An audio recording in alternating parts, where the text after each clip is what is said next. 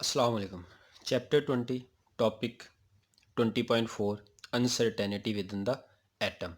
हमने डिस्कस करना है कि भी एटम के अंदर अनसर्टेनिटी पाई जाती है। मतलब एटम के अंदर अनसर्टेनिटी से क्या मुराद है। देखें बेटा जी, एटम हमारे पास क्या होता है, ये ऑर्बिट है, फर्स्ट ऑर्बिट, ये न्यूक्लियस। न्यूक्लियस के गिर्द इलेक्ट्रॉन रिवॉल्व कर रहा होता है। अब ये पूरा एक एटम होता है, एक ऑर्बिट है, एक ऑर्बिट हो, दो ऑर्बिट हो, हाइड्रोजन एटम हमारे पास, हाइड्रोजन एटम एक इलेक्ट्रॉन होता है, उसको हमने इधर शो कर दिया, ये न्यूक्लियस है। अब एटम के अंदर अनसर्टेनिटी से क्या मुराद है? एटम के अंदर अनसर्टेनिटी से मुराद है कि भी हमने डिस्कस करना है कि भी ये जो इलेक्ट्रॉन है ये न्यूक्लियस के अंदर एग्जिस्ट कर सकता है या नहीं कर सकता। ये न्यूक्लियस के अंदर इलेक्ट्रॉन होता है या नहीं होता, इलेक्ट्रॉन न्यूक्लियस के बाहर ही क्यों होता है। अब देखिए बेटा जी, uncertainty principle, Heisenberg uncertainty principle, chapter 19 का last topic, delta x delta p is equal to h. हमने प्रूव किया हुआ है कि भी delta x change in position multiply by change in momentum is equal to होता है प्लांक्स कांस्टेंट के। इधर से हम निकालेंगे स्पीड ऑफ एन इलेक्ट्रॉन। अगर हम डेल्टा एक्स पी, हमें पता मोमेंटम है, तो मोमेंटम किसके इक्वल होता है, एम डेल्टा वी के। M delta V is equal to H. Velocity निकालनी है, वेलोसिटी को अलग कर लें, delta V is equal to H over delta X M. अब हम सपोज करते हैं कि भी जो इलेक्ट्रॉन है, इलेक्ट्रॉन इनसाइड द न्यूक्लियाई, जो इलेक्ट्रॉन है वो न्यूक्लियाई के अंदर है। इलेक्ट्रॉन का न्यूक्लियस, हम इधर न्यूक्लियस को बनाते हैं, ये न्यूक्लियस है। इस न्यूक्लियस का जो डायामीटर होता है ना, वो अप्रॉक्सीमेटली 10⁻⁻14 मीटर होता है। यानी कि ये जो वैल्यू हमारे पास, ये वैल्यू हमारे पास है डेल्टा एक्स की। डेल्टा एक्स मीटर में होता है, तो इसलिए हम इसकी जगह पे ये वैल्यू पुट करेंगे। अच्छा, अब हम वैल्यूज़ को इस्तेमाल करते हैं। इलेक्ट्रॉन हमारा न्यूक्लियस के अंदर है, अगर न्यूक्लियस के अंदर है तो हम डायामीटर भी न्यूक्लियस की ही लेंगे, जो कि 10⁻⁻14 होता है। तो डेल्टा वी हमारे पास किसकी को आया, H Planck's constant 6.63 10⁻⁻34 divided by delta x diameter 10⁻⁻14 और m mass of an electron, जो कि हमारे पास कितना था 9.1 10⁻31। वैल्यूज़ को पुट करेंगे, सॉल्व कर लें इनको, तो डेल्टा वी आपके पास आएगा 7.3 10⁻10 मीटर पर सेकेंड। अच्छा, ये जो वेलोसिटी है देखें, 10⁻10 मीटर पर सेकेंड।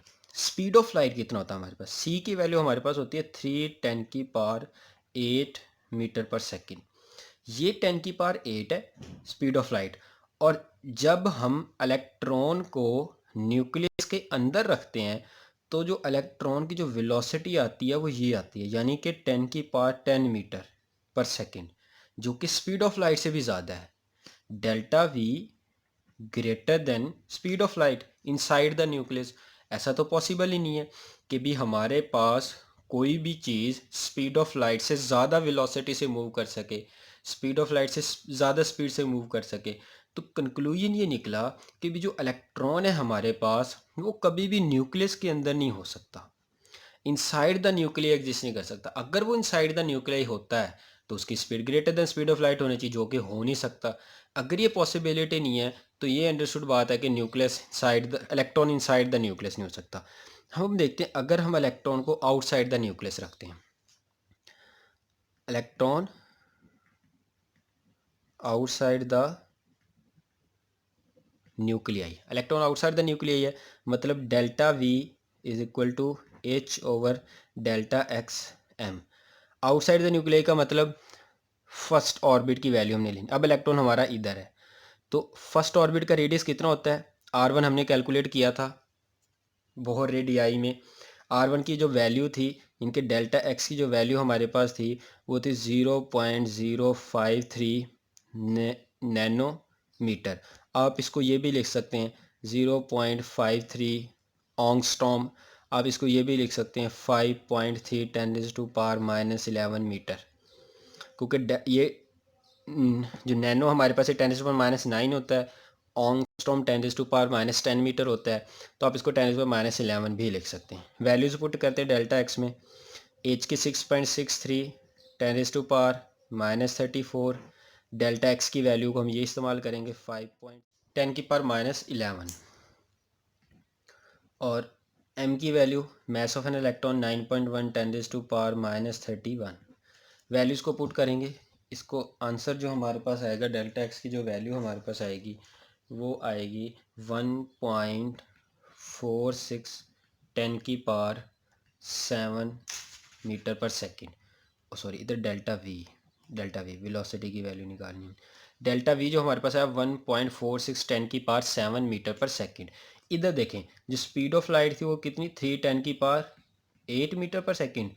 ये जो स्पीड है ये 10⁻8 है, ये जो स्पीड है 10⁻7 है।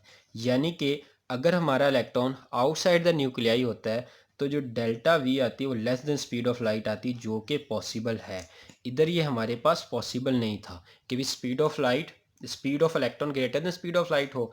ये पॉसिबल है कि भी speed of electron less than speed of light हो सकती है। यही हमारे पास uncertainty within the atom था। तो अब हम सर्टेन है कि भी जो इलेक्ट्रॉन है वो आउटसाइड द न्यूक्लियस ही रिजाइड कर सकता है।